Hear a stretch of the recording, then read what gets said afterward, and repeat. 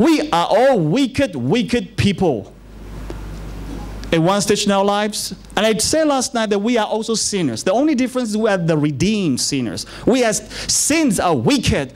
You don't know how many Christians screw up in their marriages, divorce, you know. We are, sometimes the statistics are so staggering that Christians are worse than non-Christians. What testimony do we have for the rest of the world? That's why in America, 100 million Christians don't go to church because they want to save their faith from the church. The church is not helping them. The church is actually pulling them down. We need some heroes today. Like I said last night, we need some people of heroic faith to go out to tell the world that God so loves you. You know, this thing, what bothers me, I really want to say is, if God forgives everything, you know, He's a great God, right? He forgives everything. How do you account for the fact that if people has been murdering, molesting children, and come in and they say, I'm sorry, God, and he sit down in the church and he goes to heaven? How does that go down with a lot of people? That's why a lot of people can't handle it. They can't receive the gospel. The gospel must have the power. And let me talk about this a minute. You know, our perspective is this. You know, God in heaven is going like, it's okay, you are a drunk. You are a Christian drunk. Come on in, because you are a Christian. It's okay that you are a horrible father. But you know what? At one stage you made a confession you are a Christian. Come on in, horrible father. And it's okay if you are addicted to pornography. You are a Christian addiction on pornography. And let me say that. Pastors even struggle with that.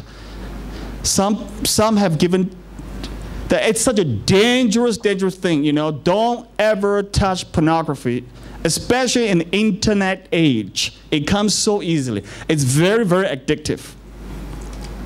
Not that I speak from experience.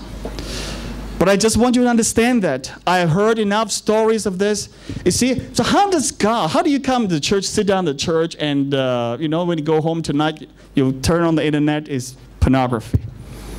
And then your wife goes, honey, and, oh yeah, sorry, click off, you know, it's gone. And your children around, that's even worse. That is the last worst thing. I'm a dad of 4 kids, so, you know, children have a way to smell whether you're walking right.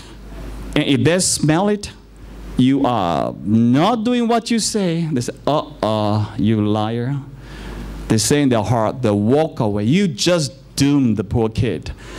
You just undo the very thing that you want to achieve in the son, in a child, because the damage is unimaginable. Because kids look up to their dads, and what you say, you bring them to church. A lot of folks, you know, want to go to church, bring their children to church. Oh yeah, it's great now. My kids love Jesus. My family is good. I have a good marriage. Nice. You know what? I can I can do whatever really basically I need to do now.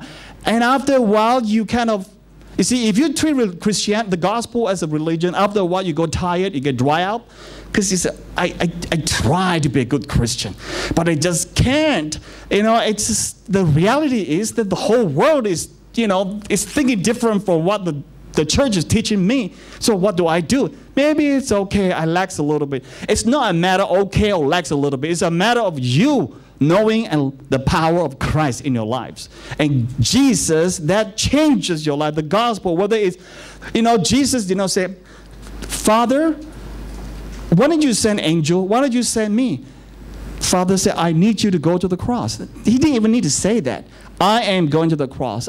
It's God. Only God can take that. That's grace. I told you. Grace is God giving himself, God. So, you know, so let me go on a little bit. So come on in, guys. It's okay. You don't value your sexuality. You know, I don't know. I think it's coming, the wave of this. It's America. It's so sensitive. I don't even know how to say. But here, maybe it's a little bit easier. Your body's sexuality. Some guys grow up confused that they are a guy. They want to be a woman. And don't laugh. I mean, this is, because I've gone through a stage in New York that because it is just politically incorrect. And to say the right thing because you see the thing is, like I said, let me say that again, for those of you who didn't hear this last night. I said, Jesus said to the woman caught in adultery, right? And there were 6, 7 men ready to stone her. These 6, 7 men are the religious leaders. And then Jesus said, let those without sin throw the first stone. And one by one, they left.